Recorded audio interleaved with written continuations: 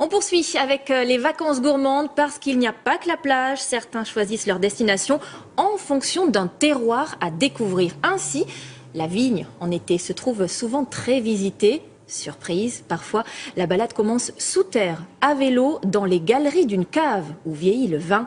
Dans le Val-de-Loire, Julien Duponchel et Guillaume Marc. 38 000 hectares de vignes, de part et d'autre de la Loire. Plus qu'un terroir, ces parcelles sont aussi une attraction touristique de plus en plus visitée. Pour percer les secrets de fabrication du vin, il faut descendre à 15 mètres sous terre.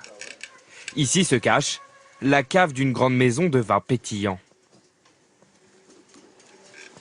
On va s'arrêter ici. 2 kilomètres de tunnel dans le noir, à parcourir à vélo, éclairé seulement par une lampe frontale. Le vélo, ça permet de visiter l'ensemble des galeries et puis ça donne un petit côté un peu plus fun à la visite. C'est un peu exceptionnel. J'ai visité beaucoup de caves en Champagne, mais jamais avec le vélo, alors on a choisi cette cave. Maintenant, on va pouvoir partir dans les caves, dans l'obscurité. Bien sûr, on reste groupé.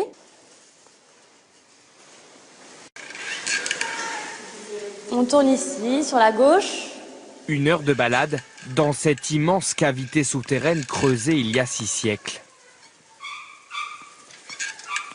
Avant d'être un lieu de production pour nos vins, ces galeries, elles sont nées de l'extraction de la pierre de tuffeau.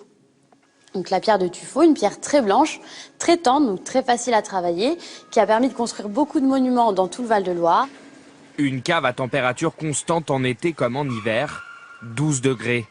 Des conditions idéales pour faire vieillir le vin. Chaque année, 2000 visiteurs en percent les mystères. Extraire, ce dépôt de la bouteille.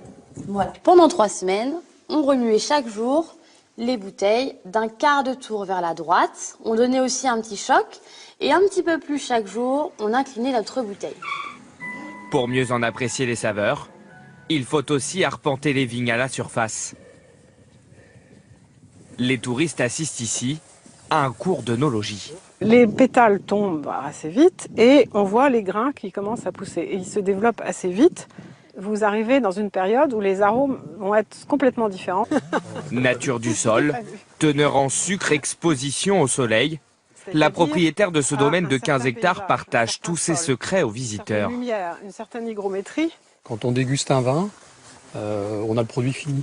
Et je pense que ce qui est intéressant, c'est de voir un peu le travail et puis la passion avec laquelle cette personne parle de son vin, de son terroir. On a l'habitude d'en boire, moins l'habitude de savoir comment c'est fait, comment c'est cultivé, comment c'est récolté. Donc voilà, en gros, c'est creuser un peu plus à ce niveau-là.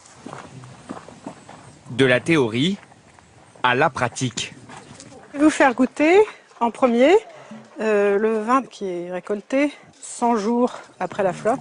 Et là aussi, c'est tout un art. Vous le remuez comme ça, donc ça va faire monter les parfums et vous mettez votre nez dedans. C'est un premier plaisir que vous pouvez avoir si vous prenez le temps de le faire. On fait plus attention, comme on a connu l'histoire de comment il a été fabriqué, là où il a grandi. Donc on apprécie peut-être un peu plus plutôt que de boire directement. Un moment de plaisir au tarif unique de 6 €. Chaque année, 1000 domaines du Val-de-Loire ouvrent leurs portes au grand public. Un moyen pour eux d'augmenter leurs ventes jusqu'à 10% de leur chiffre d'affaires.